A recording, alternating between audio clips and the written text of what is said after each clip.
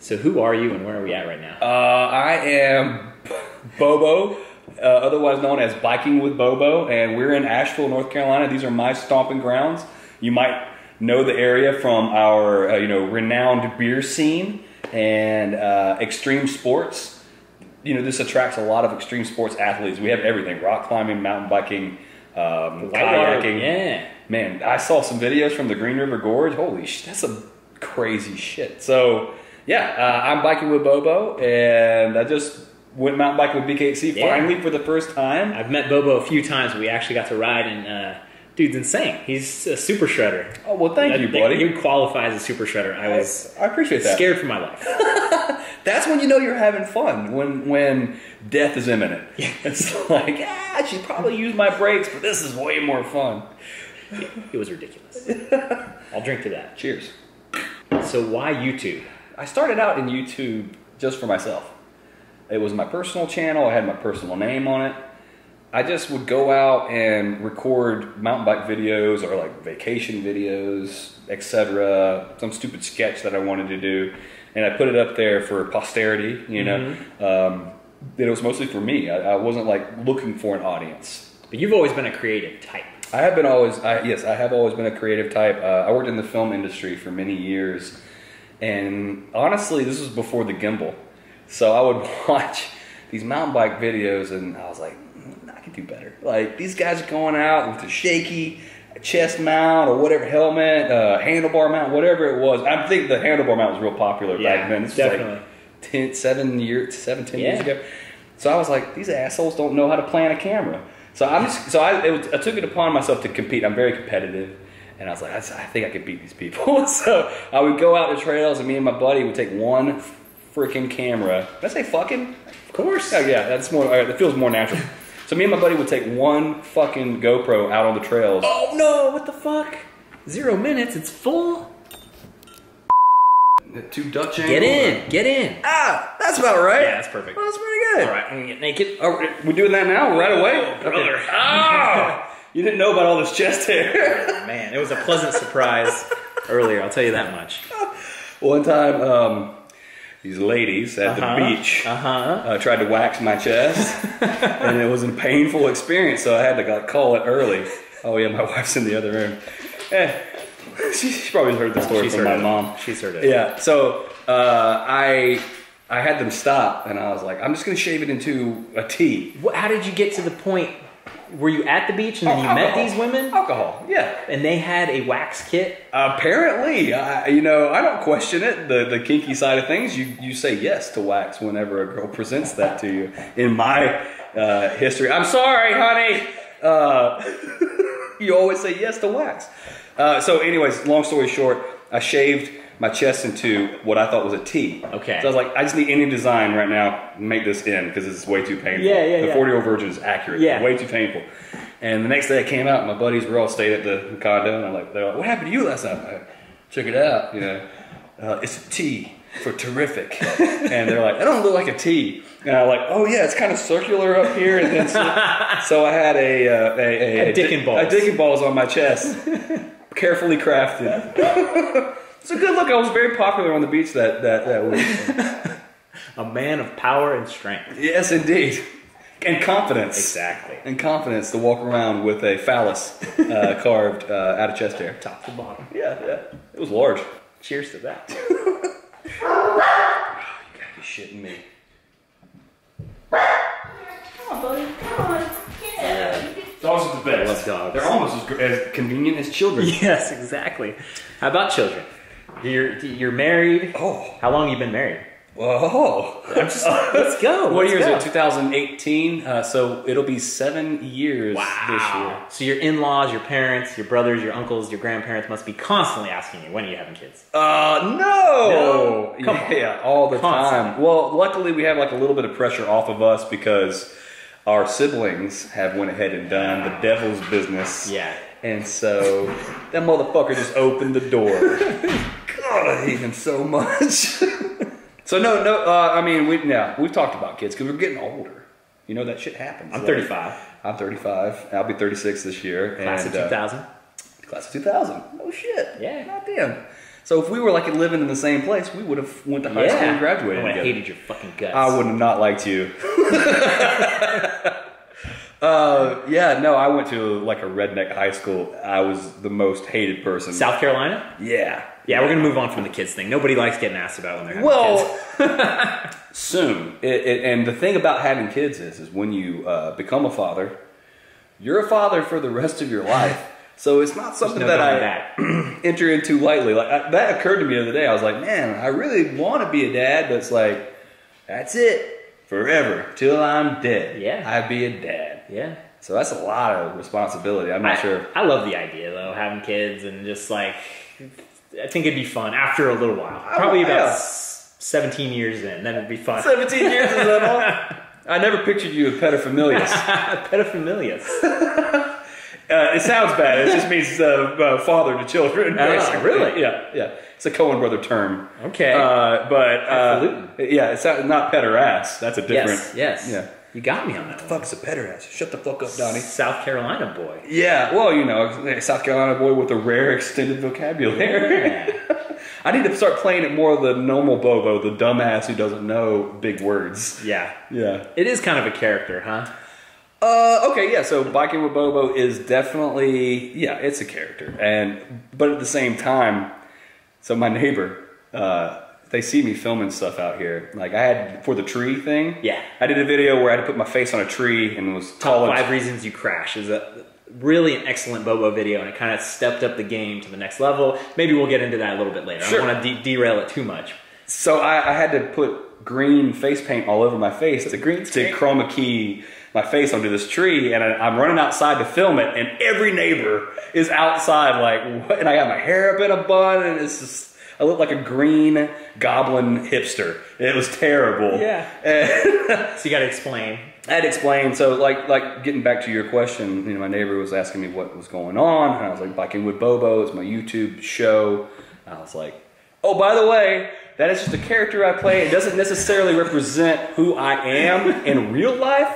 And she's like, looks at me, and I was like, and yet it doesn't necessarily not represent who I am in real life. Say like, oh no, it's a character. It's kind of like Stone Cold Steve Austin. He kind of played up himself. It was bigger than, it was still him, but it was like a larger than life version of himself. Or even The Rock, where amplified. They had huge success by being themselves turned up to 11. Absolutely, and you have to accent your qualities, and you have to highlight that. And in the competitive world of YouTube, you have to stand out. And in my channel, I do some controversial shit.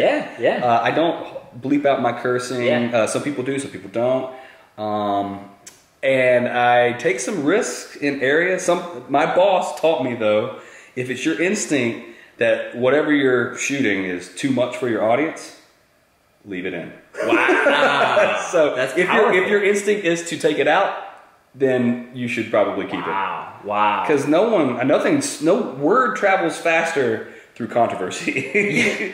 So I'm constantly thinking of new ways to push that envelope as well. Mostly the beer is what gets me there. Like beer-fueled evenings. It loosens them up help real me nice. come up with the bullshit that I need to put out there. Hell yeah.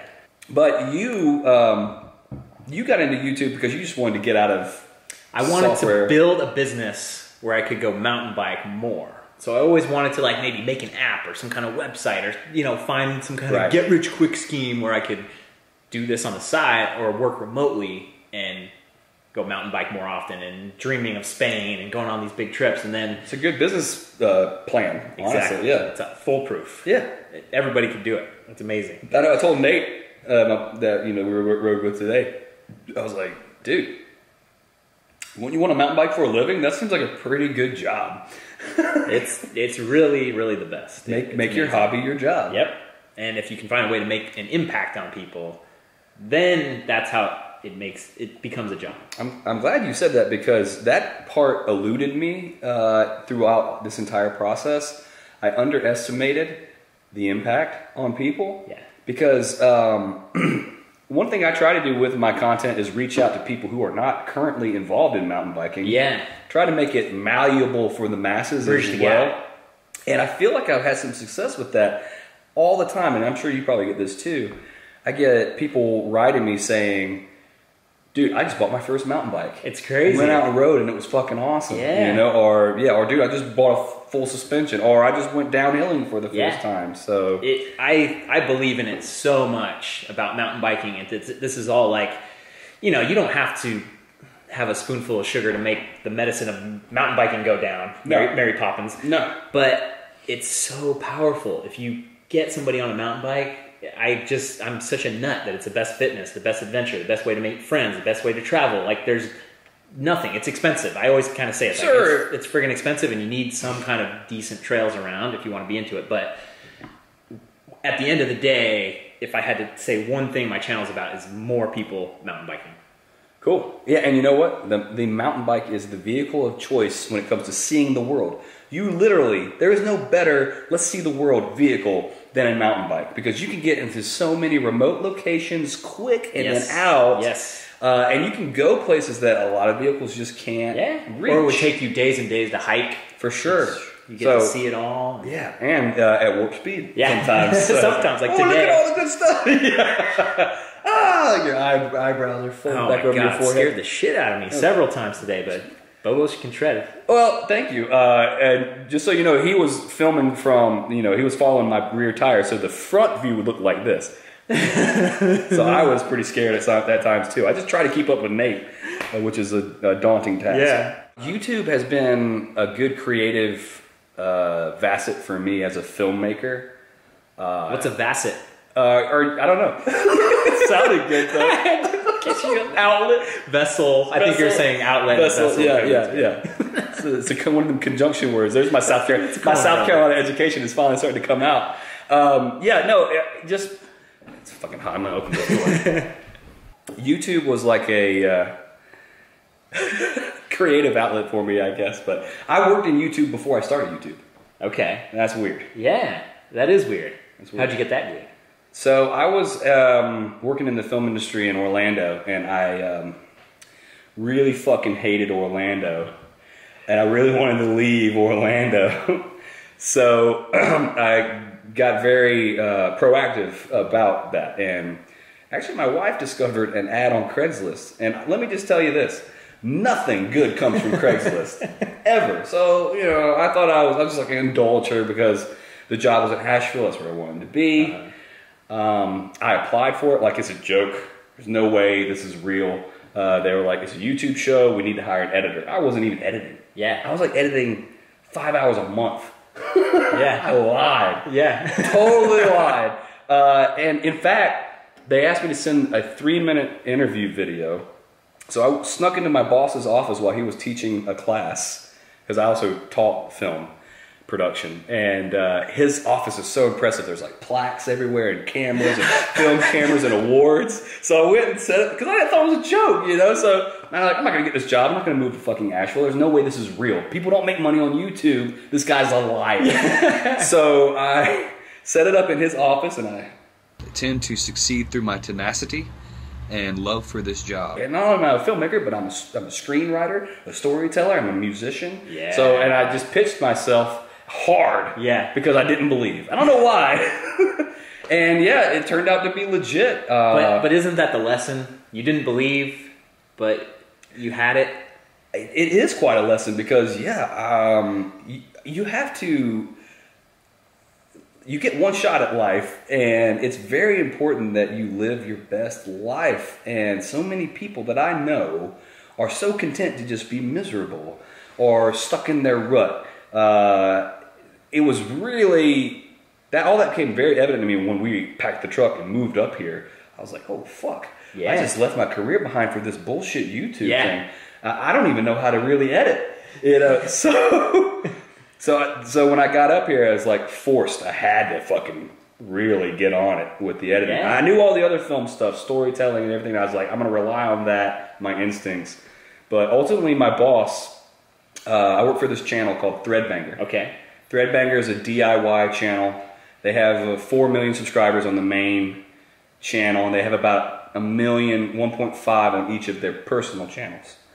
And yeah, I thought it was a scam. I was like, somehow they're getting all these views, they're paying for it, or some bullshit. The guy I was talking to was like, fuck this, fuck that. I was like, he says fuck it every fucking sentence. He can't be a real business owner. I was like, sure, dude, I'll go move up there and you can pay me. I was like, my wife is going to divorce me when this fucking falls through. But it turned out to be real, and they were the ones who actually were the first people to say you should start a YouTube channel. But they told me I should do a DIY. Yeah. They didn't, because that's what they know. That's what they know. And they didn't really know about the mountain bike presence. And you were a mountain biker. And I was a mountain biker. I moved here to mountain bike. I was like, no, I'm going to do a mountain bike thing. And they're like, well, cool, it's going to fail. Yeah, because the broad reach. Well, they were just trying to steer me in the right direction. But I think they were, in turn, surprised by the success of all these mountain bike channels. And, you know, I met Seth. And I brought Seth to them, and I was like, look who I met. And they're like, how are you doing all this? I don't fucking know. But, I know how you did it, because it starts with making great videos. And you make great videos. Well, I appreciate that. And they stand out from other people's content. They're a totally different flip on everything else. And it's really good stuff. I love it. And I feel like so much is gimbal footage, so much is this and that, where you're actually breaking the mold and doing something different, which I commend you for, and I love it. I've got notifications on. I watched every single one. Oh, thank you, dude. Tight. Yeah, I think it was when you introduced me to the guys at Worldwide Cyclery. You were like, this is Bobo. He breaks the rules. He doesn't follow the formula. And that was kind of your introduction of me, and I was like, yeah, I love that. That's a great way to summarize it. I do break the fucking rules. So how long have you been in Asheville now? Been in Asheville. It's been a good 3 months. Yeah, and that would be a long stint. Like most people in Asheville have been here less time than that. I remember when we first moved here, I'd ask people, because you're either a tourist or you're new to town. Okay. And I'd ask people, like, how long have you been here? And they're like, a week. I'm like, oh shit, you're fucking new. I've been here 3 months. I know all the ins and outs. But at this point, time fucking flies, man. When you get older, time flies. Yeah, it really does. Could also be the alcohol, but it really does. 2.5 years. Okay. No. Awesome. God damn. Yeah. And it's crazy, man. When I was riding in Florida, I was like, man, yeah, we're so good. We're so good, you know. But Killing it. I had no idea. I come up here and I did Ridgeline, and I was just like, this is too fast. This is too crazy. And now I'm bored of Ridgeline, so it's amazing how you change. And I was one of those guys that never got the tires off the ground in Florida. Never. Rarely. Like a couple drops here and there. I couldn't jump for shit. I still can't jump for shit. Oh, you did pretty good today. Thank you. Well, I feel like with the new bike and like hitting up all these parks lately, I've really started to grow a real, like, you know, set of balls, set of testicles, yeah. To have that weight up front, I think is really giving me centers over the bottom bracket. Yeah. Exactly. And I've just been sending her a little bit more lately, but also chasing guys like Seth and fucking Phil Metz down trails, that'll change you too. It's like when you can see them for that first 5 seconds. So when seconds. I chased them for like 30 seconds, it's like, oh, there they are. There they go. Yeah. Wow, that looked great. Goodbye, Phil.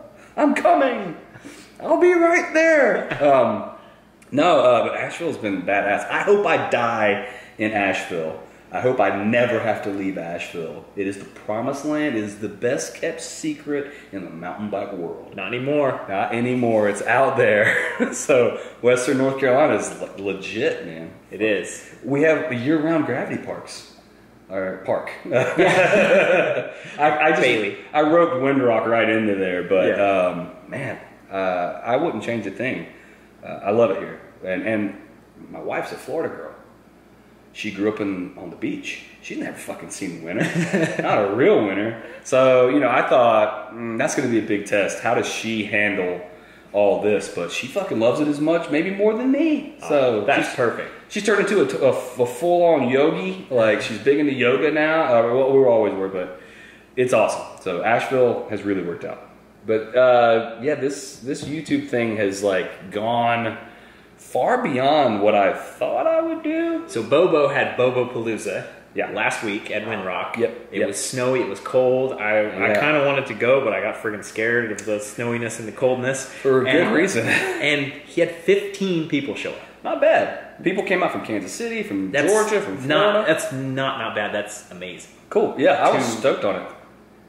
I say it over and over on my channel. When you actually get people to take action on something, like, you know, maybe the whole YouTube world, you can get 1 million views. Like if we push you off a cliff or something, and like, oh, and you have that clip and it's bloody or whatever. It's worth a try. People come and go, and you're not connecting with anybody. You can bang out these videos where there's no connection at all, and there's nothing happening, and you're just racking up hits.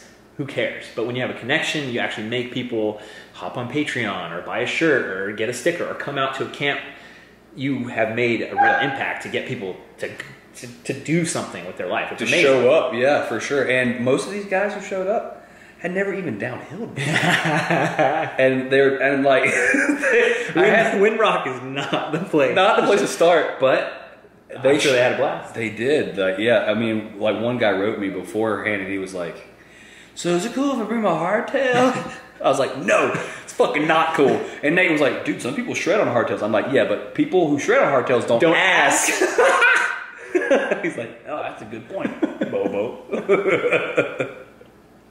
So yeah, I was genuinely concerned for some of the people, but you know what? They made it, and I think that they were changed afterwards. It was like you start to believe in yourself a little bit more. It's like we were talking about it earlier. It's fear, the comfort zone. Life is about facing your fears. You can fail. You can fail at life. You could lose your wife. You could lose your dog. You could get kicked out of your house. But you're still alive. You're still breathing. You know, like there's never really defeat. No, and I think that I failed a great amount when I first started the YouTube thing. How so? Okay, and I think like being able to be modest and be coachable and be open to suggestion helps you develop what you're doing, refine your process, and you know then you get balls deep into it, and then it becomes overwhelming because you're like, well, fuck, I got to put out another video next week. Then you just organize yourself a little bit better, and it becomes less painful. Yeah. The key is to not only do it, but to do it and enjoy it. Because if you're not enjoying it, it translates to camera, and people can smell bullshit from a mile away. They know if you're fucking into it or not. Yeah. If you hate what you do, you're not going to churn out a good product. Yeah. So I fucking failed at it miserably. Not miserably, but I couldn't possibly watch my older episodes since they're so cringy. For me. But how so? Because you're faking it? Because you're trying to do an idea of what you thought a YouTube video should be. Well, you weren't being you. Well, so I did like remember the show Mystery Science Theater? Of course. So when I first started, I didn't have a gimbal, and I just had the like waterproof housing mount for the GoPro, so the sound was garbage. Yes. So I would film riding. And then come home and voice over all the riding. Yeah, I remember those days. I had free reign to say whatever I wanted. Yeah.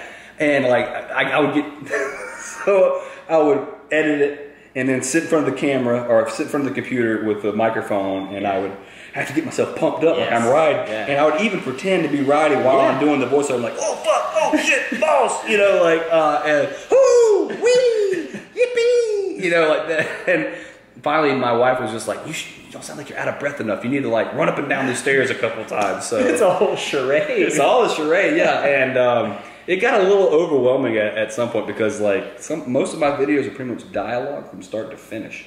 Like there's not a lot of blank space in there. And yeah, so I don't think I could watch some of my older videos. They're pretty cringe-worthy. That's where that guy commented like, "You were fucking annoying," and I was like, "No, you're not." But now looking back, I'm like, "Hey, maybe I was." Do you have any weird recurring dreams? Oh yeah, you? Yeah. What you got? So mine is always about control. I'm a big control freak, and mine is driving a car and the brakes don't work. Ooh, a lot. That's a shitty dream to have. Horrible. All the time. Just. I went riding with Seth. I was like, dude, I'm sorry. I was tired last night. Or I was tired all day today. I didn't sleep last night. I had this dream that I killed somebody, and then I had to like drive out of state and like dispose of the body and everything. And he's like, oh, Dick, the whole disposing of the body dream, that one's a bummer. Like you has that shit all the time. Dude, I've never had that. It's not a repetitive dream, but the repetitive dreams that I have are like really dark shit. Uh-huh. Yeah, really dark shit. I don't even know if I want to say it. Like one is like me swimming in the middle of a fresh spring in like Florida, and it's really impossibly far, the shores. And every time I put my head in the water, everything on earth that can kill you that lives in the water is underneath me. It's like snakes, stingrays, crocodiles, alligators, sharks, everything. And I like pop my head back up. I'm like, all right, I just don't want to look. You know, I just slowly swim to shore. And then the shore just gets further away and I look again. And it's, yeah, I don't know what that one's all about. There's definitely some shit. It's definitely all, it's like under the surface. Yeah, I was killed by crocodiles in my previous life or some shit like that. But, all right, so YouTube. Let's get back onto that. So I came up to Asheville. I was working for Threadbanger. They had 4 million subscribers. Yeah. And I got to see firsthand their success. Their channel's been going for 10 years. Wow. When they first started, it was all tutorials Yes. and very safe shit. Yeah. And Rob was like, fuck this. I got to do something special or I'm never going to take this anywhere. And so he started like puking on camera and like cutting off fingers and dying every 3rd episode. And before you know it, bam, man, 4 million fucking subscribers and the dude's about to retire before the age of 36. So I was like, yes, I want that life. I want enough money to travel the world, mountain bike, and then maybe give back at some point. Oh, he did it. See, he knows how to open doors. This dog is a genius. Yeah, and a total dickhead. He's made his way in. Come on, get on camera, son of a bitch. What's it gonna take to get to 1 million subscribers? Oh my God, I don't know. Has anyone done that in the mountain bike world? Fabio Widmer. Okay. Time, because inevitably all these young kids, all these young children that are pretty much the bulk of the YouTube subscriber world are going to grow up and they're going to outgrow their tastes. Like, just think about your musical tastes in middle school, right? Confession, I was all about Boys to Men, you know? Like, but that's middle school. You were fucking all kinds of a dumbass at that point. I mean, I think that's what life is. It's like every 5 years looking back and being like, wow, I was a dumbass, you know? I'm almost on that now. I feel like this year I'll look back like, oh, when I was 30, I was a fucking dumbass. But I think all these kids are going to stop watching their programs and they're going to get into what they're interested in. And a lot of them will be interested in mountain biking. The thing about YouTube is no one really knows how big this fucking thing could be. I mean, a television show on Netflix, if they were to do 100,000 views, they'd be fucking stoked. You know, in the first day. My channel that I edit for, we usually do about 1 million views in 3 days on an episode. That's legit. You want to hear something crazy? And I really can't even believe this, but every time I do the math, it comes out the same. In the 2.5 years I've been working for Threadbanger, my edits have done 500 million views. Over 500 million views. Yes. And not to say the watch time. Yeah, that's something to think about too, where it's like average 3 minutes, 4 minutes. For sure. 500 million views times 1.4 billion minutes. That's crazy. I didn't think about it like that. That's crazy. When you think about the minutes watched, like, it's really crazy. It's daunting. I mean, it looks great on my resume, you know, like, but I never thought that I would like come up here and edit for these people and actually generate something like that. Like, and make a living doing it. I'm all right with it. This has been great. I friggin' love it. I love talking to people. I like getting a little bit lower below the surface and seeing all the crazy shit underneath the surface. There's a lot of crazy shit that lies underneath here, and it's cool to finally get to ride with you, man. We've been talking about that for a while. Yeah. And it's trippy how YouTubers, we watch each other's content, and it feels like I hung out with you those past 3 years. Yeah, it feels like I know you in a way, and yeah, it's awesome to finally get out and ride with you, bro. And I'm glad we did this. I dig it. Thanks. We had a good fucking time today, didn't we? Yeah, we did. Damn. Thanks for watching, you guys. I'll see you on the trail. Cheers.